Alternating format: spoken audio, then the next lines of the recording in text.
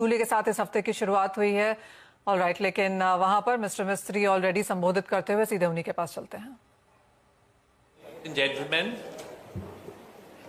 let me welcome each one of you to this press conference.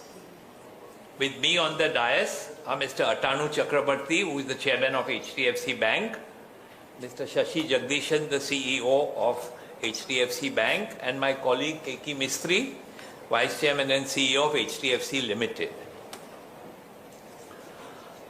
I was a little disappointed at the press intelligence that no members of the press could decipher this, because it's always you are one day ahead. Tomorrow's news you are supposed to give today. And I was disappointed that you failed this time.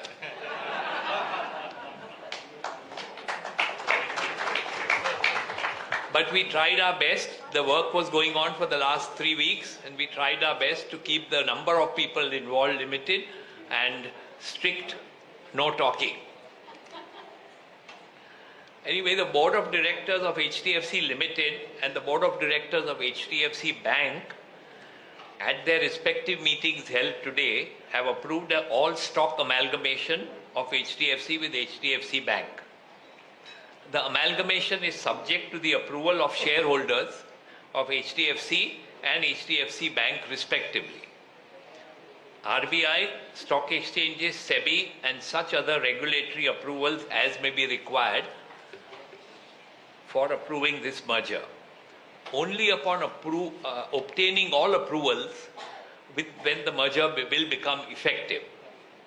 HDFC will merge with HDFC Bank. Shareholders of HDFC will receive shares of HDFC Bank in exchange of the share in HDFC at the approved share exchange ratio. Bansi Mehta and Company and Deloitte Touche, appointed by HDFC and Bank respectively, have recommended a share exchange ratio which has been accepted by the respective boards.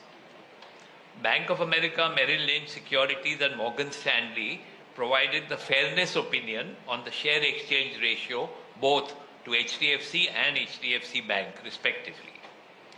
Accordingly, shareholders of HDFC Limited will receive 42 shares of the bank for 25 shares held in HDFC Limited. The shares held by HDFC Limited in the bank will be cancelled. Post-closing, HDFC Bank will be 100% owned by public shareholders, and existing shareholders of HDFC Limited will own about 40% of the bank. So there won't be any promoter left in the HDFC Bank. It will be all in the market. As today HDFC has no promoters and the entire shareholding is listed in the market and can be traded. Similarly, HDFC Bank now, earlier we had 21% of the shares, now it will all be in the market. Both of us have been evaluating the pros and cons of a possible merger for mutual benefit of both institutions. The merger is coming together of equals. Customers of both HDFC and the bank will be the biggest beneficiaries. However, over the last few years, there have been certain regulatory changes for banks and NBFCs, which have considerably reduced the barriers for a potential merger. The last 3 years has seen a host of guidelines issued by RBI on harmonizing the regulation between banks and NBFCs. These have included guidelines such as large NBFCs should be converted into commercial banks, particularly those over 50,000 crore